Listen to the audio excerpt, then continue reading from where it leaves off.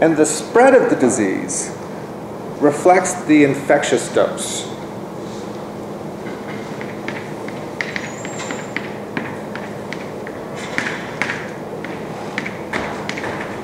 So again, if we think about what that means, the infectious dose, if we're talking about a microbe that maybe only requires a few cells to make you sick, then the spread of the disease can be quite rapid.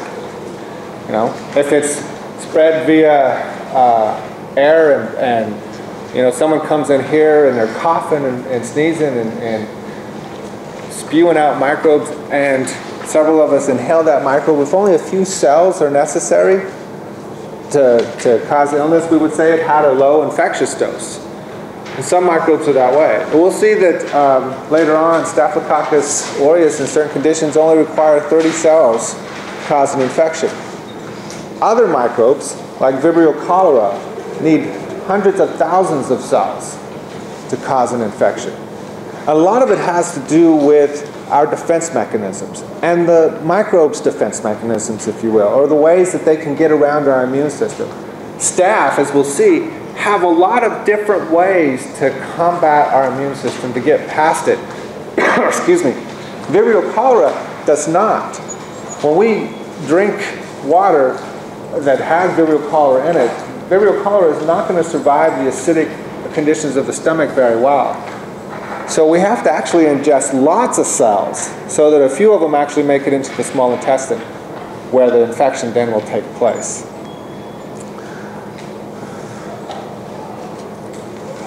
So infectious dose partly is going to reflect the microbe's ability to combat our immune system.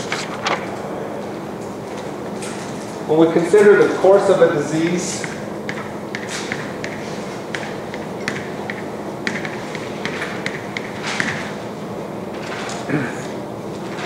there are several steps that are involved.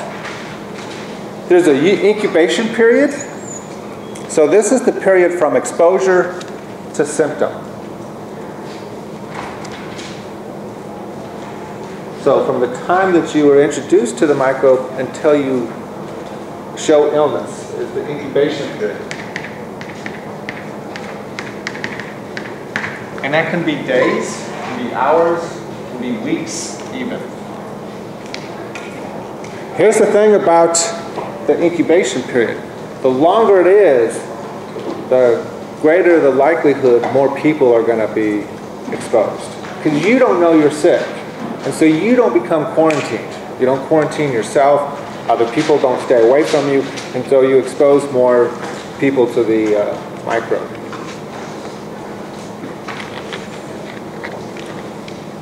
After the incubation period, you'll have the illness, where signs and symptoms will be evident. Could be coughing, could be diarrhea, could be a number of things. And then there's convalescence.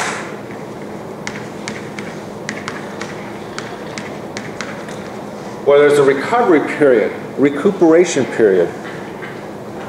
Here, hopefully, you know, the tissues are regaining their function. Your immune system has developed a specific antibody now to prevent reinfection. But during this time, you might still be a carrier. So it could be that you could still be passing it on to others.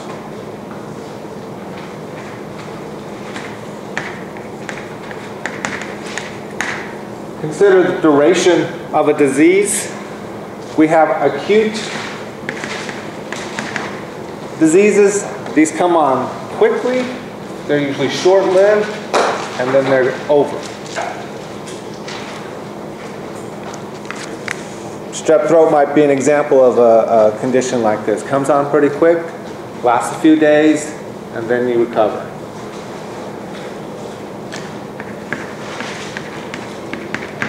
Chronic disease, then, is one where it lasts after the incubation period. The signs and symptoms can go on indefinitely. Tuberculosis is an example of such a condition.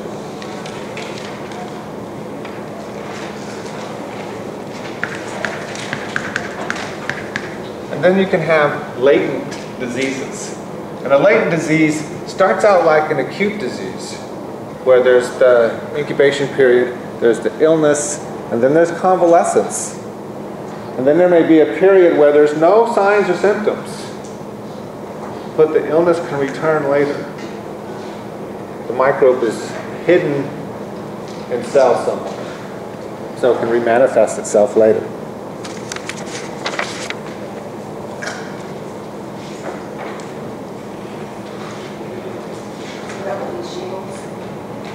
Example, yeah, exactly. Shingles would be an example of a latent disease.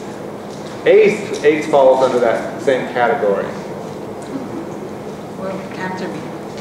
Cancer is not a disease normally caused by microbes. It's a out of control growth of your cells, generally a genetic condition. What happens is that an environmental thing can cause the genes that control cell growth to actually not function, and so we get cancer developing. Question? Yes. Back at the Vibrio cholera and the staph, the difference in the level of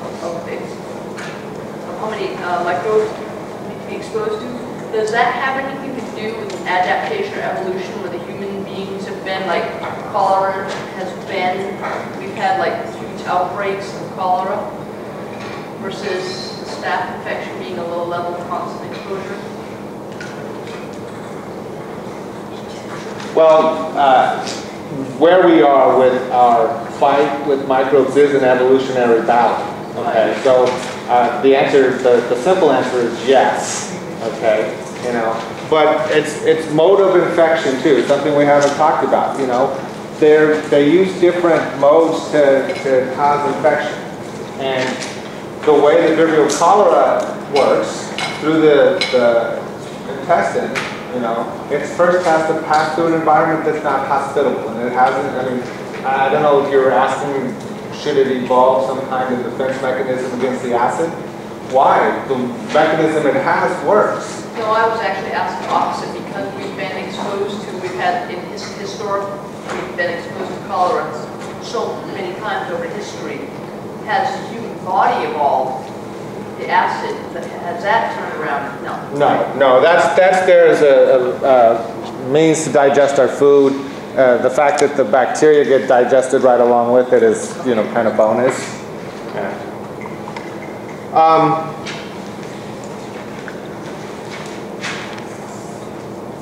Now, the distribution of a pathogen, where you would find it in the body, you can find it local. So it's localized in one specific area, limited to that small area, or it can be generalized or systemic throughout the entire body. And you can have bacteria that are systemic, you can have a toxin that becomes systemic, you can have viruses that are systemic. Now, when they first started studying disease, Robert Koch was instrumental in the study of microbes and disease. And he first put together what are called Koch's postulates to determine whether or not a microbe caused a specific disease. You know, just because you were sick, and just because there is a microbe there, that doesn't mean that that microbe is causing your illness. We have to determine, in fact, which of the microbes are necessarily causing your illness. So we're talking in 1880 when he came up with these postulates here. The first one was that the microbe had to be present.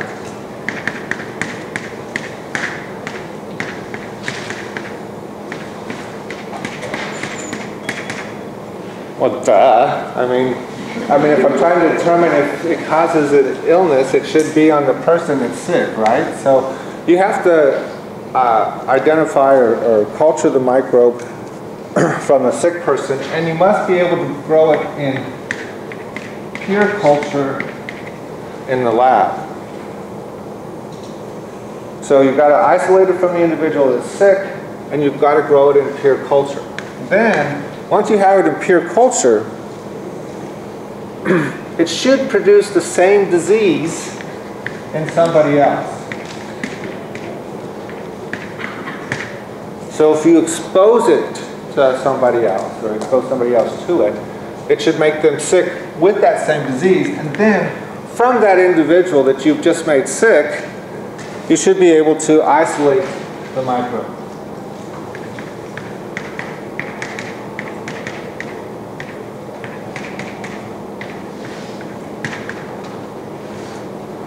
If you can do these four things, then that would confirm the fact that that particular microbe caused that disease. A couple of problems with Koch's postulates. First off, growing microbes in pure culture can be difficult, especially if you know nothing about them. And given the conditions they were working with, 140 years ago, probably very difficult. In addition to that, who's your volunteer? Okay? Who are you going to inject with this disease to see that that microbe causes that disease, or infect them with that microbe to see if it causes it? So having a volunteer, being able to culture the microbe, those are two problems with Koch's postulates. Fortunately, we don't have to use his postulates today.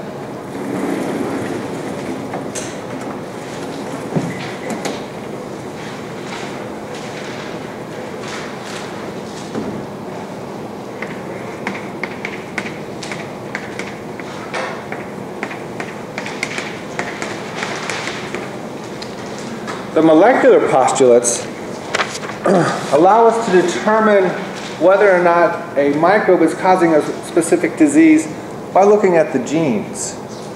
We don't really have to culture them in pure culture now, and we don't have to expose anybody to the microbe to check for disease.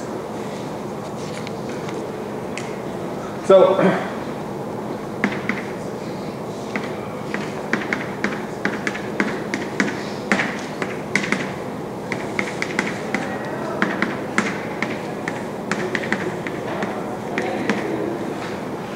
the virulence factor must be in the pathogen. So the microbe that they've isolated as the pathogen, they must find the virulence factor, the virulence factor being that thing that causes the disease or the illness.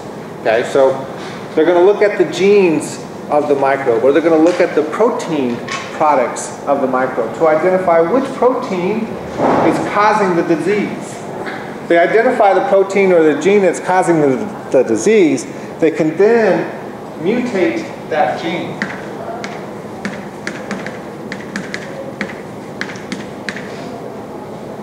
So they identify the gene that causes the virulence factor,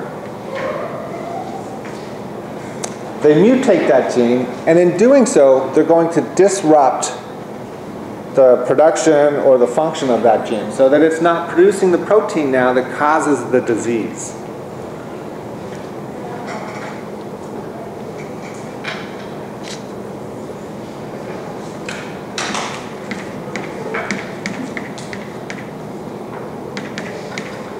And then by a process of reversion, where you remove the mutated gene, you should restore virulence to the microbe, to the pathogen.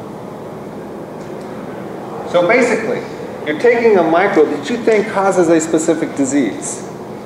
You've identified the gene or the protein product that's responsible for that disease, and you've mutated that gene so that the microbe doesn't produce the protein product anymore.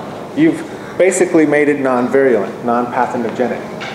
You then go back and take that mutation away, revert it back to its normal pathogenic state, and it should cause the disease again, or produce the factor that causes the disease. Professor, I know you're not a doctor or anything like that, but I was just wondering when you said I made it gene reverse and whatever. So what about for those diseases that they don't know what is causing it? So when they reverse it, what are they taking out? Okay, so what they're doing is they're looking at, this is the DNA sequence for the microbe. Okay, so they've isolated the microbe and they're identifying a gene that produces a protein, and this protein that the gene is producing causes the illness. Okay, so in the case of Vibrio cholera, for instance, Vibrio cholera releases a toxin that is responsible for causing us to release our electrolytes and gives us diarrhea. So they identify the protein that causes this condition, they identify the gene for that protein, and then they mutate this gene. They knock it out. And in doing so, they knock out this protein, and so the illness doesn't develop from this microbe. And then the third step in this process is reversion, where they go back and they take away whatever means they use to knock out that gene, so that the gene is reverted back to its normal state. The protein returns, and the illness should return then as well. That's just to check if that's a particular molecule. This is a process in order to determine whether or not a particular microbe causes a particular disease. Okay. And then how do you know, if we discover a new microbe, how do you know it causes the disease that those people are manifesting unless you run some kind of test like this? How will we know HIV causes AIDS without, first running some kind of test to determine that that microbe is responsible for those conditions? So the reversion stage, then they retest it again. Now they put it back to its normal state and they retest it to make sure, in fact, that it is causing